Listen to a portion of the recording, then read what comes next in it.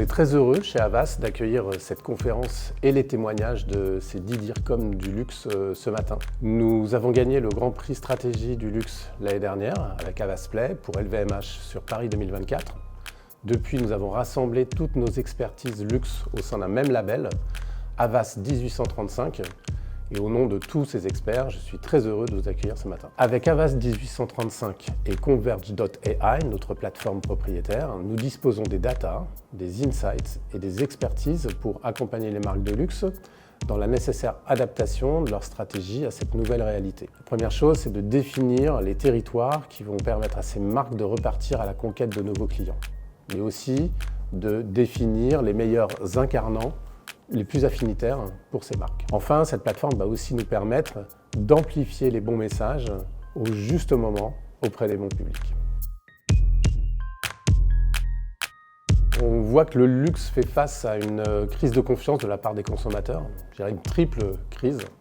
La première, c'est celle du questionnement de la qualité, où de plus en plus les consommateurs interrogent les sous-jacents de la qualité. Celle-ci est liée à la deuxième, celle du prix.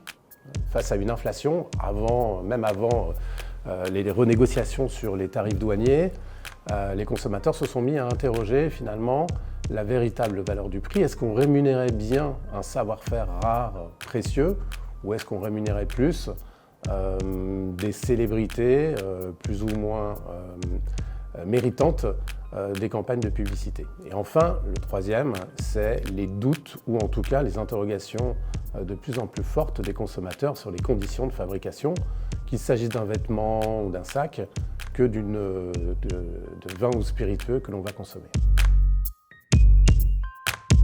Face à cette nouvelle réalité, on pense qu'il y a deux types d'équilibre à revoir.